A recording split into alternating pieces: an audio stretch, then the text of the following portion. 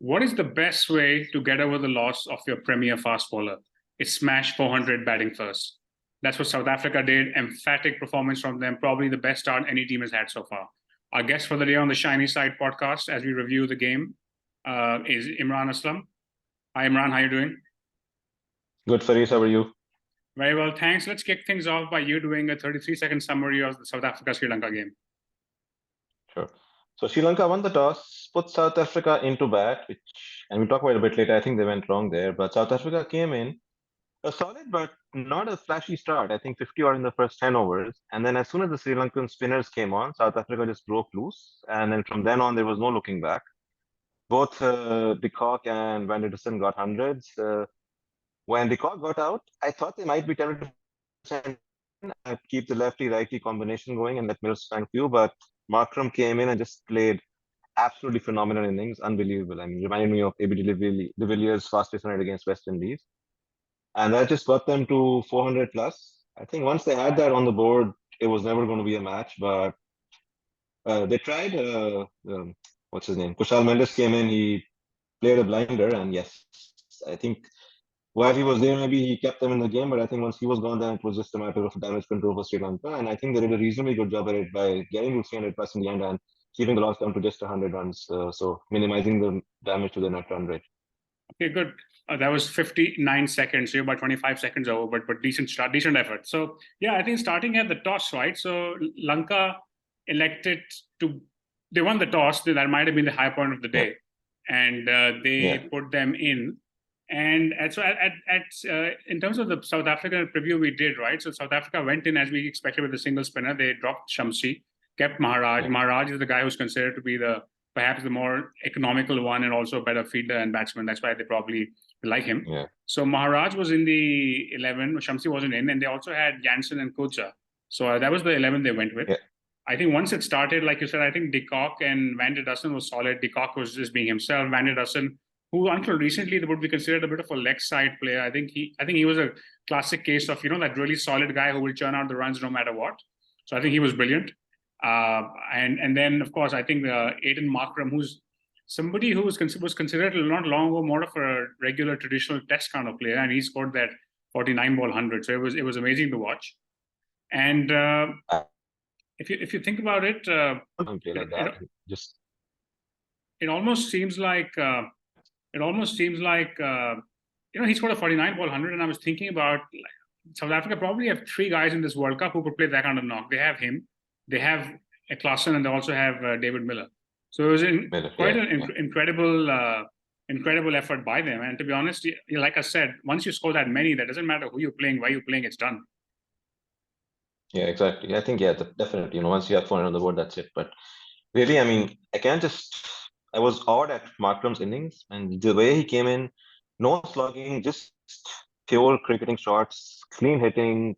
He started off with some straight drives, then he started to get a bit cheeky with some reverse scoops and stuff. But just most of it was just pure clean hitting, good cricketing shots. Didn't seem to be taking any undue risks and scoring at two runs a ball.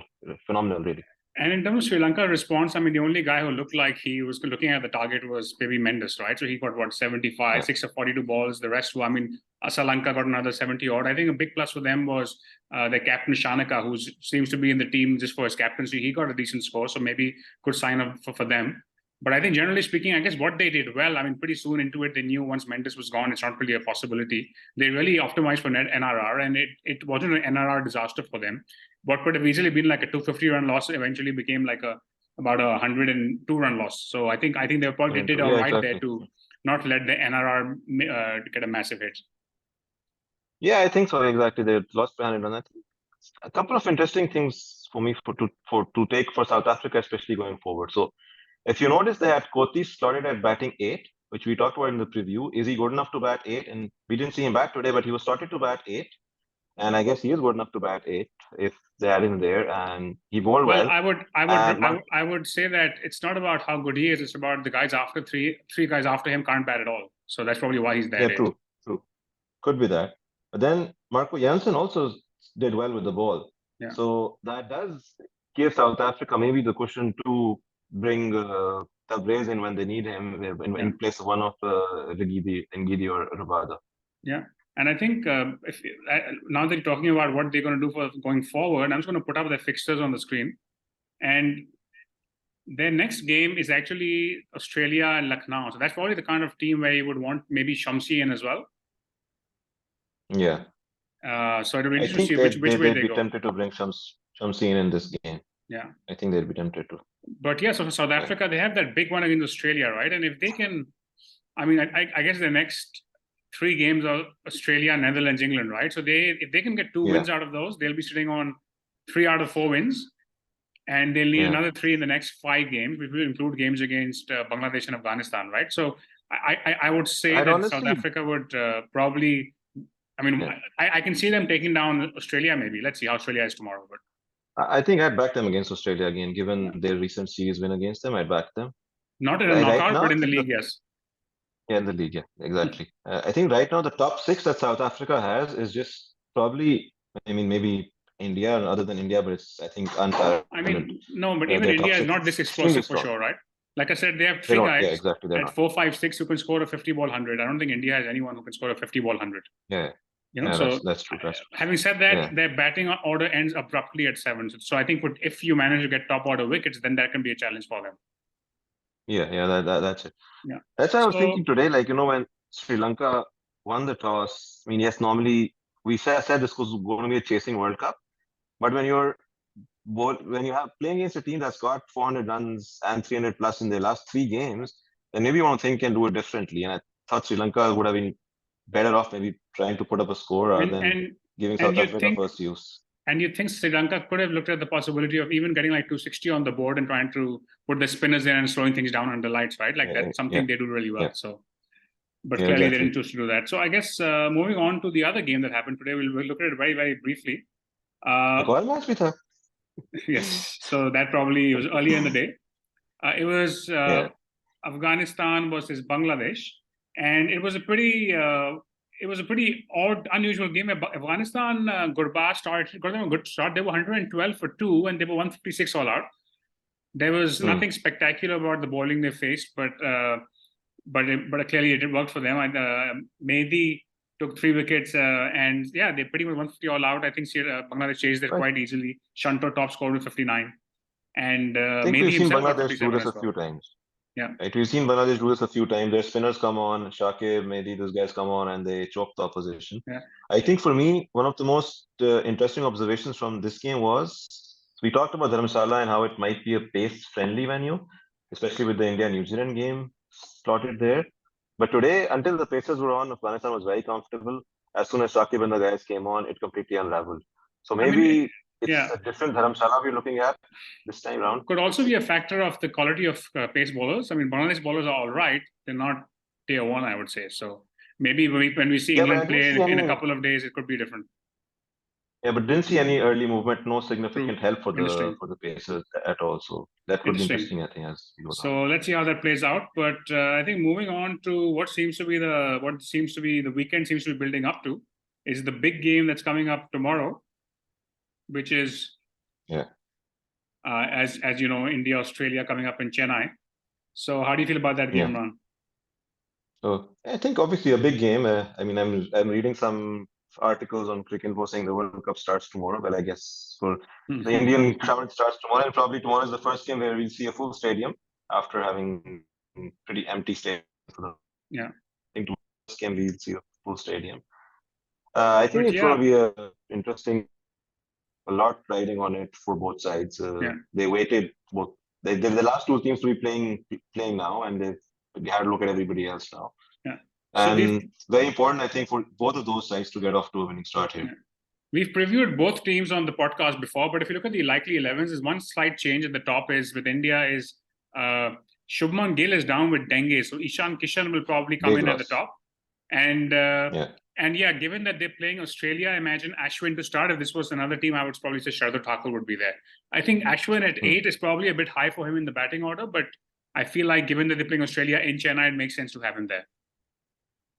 Yeah, I think Shubman Gill, obviously huge loss. I mean, the form he's in, obviously big loss for India, but I think still they have the backup batting. I mean, still you have, Surya Kumar still doesn't make it into the 11 after a big Yeah. injury. So that just shows you the batting depth they have. Yeah. But yeah, I think they will go with Ashwin. And one of the reasons that they got Ashwin into the team was that they wanted a bowler who could bat 11 at bat 8. I think they see Ashwin as having the capability to fulfill that role. I mean, Ashwin came into the 15 after Akshar Patel got injured. Keep in mind, he was not even in the original 15. Yeah. That was the slot they wanted for the spinner who could bat a bit. So Ashwin, in terms of bowling, is a serious step up from Akshar Patel, but in terms of batting, is a step down in my view. But if you just quickly look at, I think they will play him tomorrow. The side we see Australia going in with. So there's talk coming out of Stoinis being injured. Right? Stoinis is injured. Yeah, so I think Cam Green comes in. Now, the interesting thing with Cam Green is that I think he's probably a better player at the top of the order. So they maybe, I mean, they probably wouldn't want to just change everybody's spot for just to get one guy in. But I think if they were starting up with this 11, I would probably have opened with Cam Green because he's done really well in the T20 series against India last year in India. I would open with him and Warner and bring everybody else a step down. But given that, again, like I said, he's only coming for Stoinis right now, and he'll probably will go out once Stoinis is fit. I would probably imagine they go with this one. I think I've got also. I think Marsh has been doing really well as opener, but he's only been opening. And Labuschagne has also been doing well at 4. He's only been opening since Travis Head was injured, and once Head is back, Marsh will likely go back to 3. So otherwise, Head and Warner were the openers till the last series, though. Yeah. The other question, and this is something which you and I are having a chat about. So I thought I think they'll go with Hazelwood, who's the better bowler. Abbott is a bit more of an all-rounder. Why do you think they'll go with Abbott, Imran? So I think if you look at Australia's squad composition, I know you and Umair talked about this on the preview. They have these 4 specialist bowlers, and I think the idea behind having and I know there's a bit of force change because they kept Head in the team and they got a batsman, but I think they always think about replacing or they always think about rotating their 3 quicks. Right? I don't think Stark, Hazelwood, and Cummins are going to play all 9 games. So I would think they'd be rotating the 3 quicks around and getting one of the all-rounders. So that's why I think at least that they might go in with Abbott tomorrow. I would say they'll probably pick their best 11. This is the toughest opponent. They would probably. So I think if they pick Abbott, they'll think it's because it gives them the best 11, not because they want to rest someone out. That's what I might take. Yeah. That too. So see with and the 3 Stark, Cummins, and Hazelwood. Then again, you are looking at a long tail. Not really. Stark at 9 is a pretty good batting lineup. India or South Africa. If you play the 4. No, because you'll have Stark at 9, then you'll have Zampa at 10, and Hazelwood at 11. Because you have Carey at 7, you have Carey at 7, you have Cummins at 8, and then you have Stark at 9. That's pretty long enough, I think. Yeah. So again, Cummins at 8 is still maybe similar to the Ashwin situation. Maybe a place too high for him. And I think that's one of the things why they might go in with John Abbott. Well, remember, I was reading a piece on Cricinfo. I'm not sure who it was, but I think it was one of the ex-Australian cricketers. They're actually debating whether Cummins makes it into the first Australian 11 if he was the captain. So if he wasn't captain, I think Hazelwood and Stark make it ahead of him. That's the problem here. But because he's captain, he will obviously play. Exactly. In ODIs, there is. Yeah. But I think before we move on, what's your prediction for tomorrow? I think India's going to take it. Again, home ground advantage, etc. Everything. But I also feel, having said that, a lot rides on the toss and who bats. I have at least my gut feel is it's going to be a side batting first. Batting second, winning this because we've seen both India and Australia have played some high-scoring games in the past, and they've both had some against each other, some high-scoring run chases, and they both have the batting to pull off those 320, 330, even 350 chases. Both of them. So I think it could be high-scoring run chase, successful high-scoring run chase tomorrow. Yeah, I think for me, I go with Australia, and I think perhaps given that it's Chennai, I would go with India. Given that it's Chennai, it really brings India into it. I'm also curious to see how if India loses or wins, how that affects them when they play us next weekend, right? So if they would lose here, would they be under more pressure or not? I mean, you never know the answer to that question, but it'll be interesting to see how that plays out. But Imran, before we finish up, there's this one short thing for you.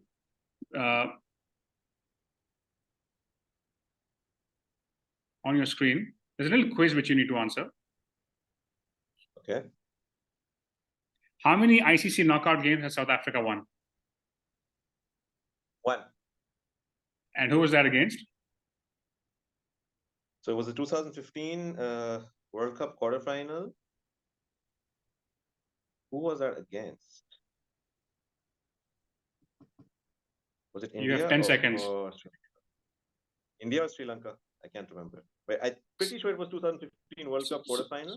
So the questions I put up always have something to do with the game we've had that day. So it was South Africa, Sri Lanka. They beat Sri Lanka in the quarterfinals. So you were kind of right. Okay, good stuff, Imran. Thank you for being on the show. Pleasure having you again. And let's see how the game develops tomorrow. For those of you watching, if you like our content, please like the video, subscribe to our channel. We'll be back tomorrow night after the big India-Australia game. So stay tuned on the shiny side.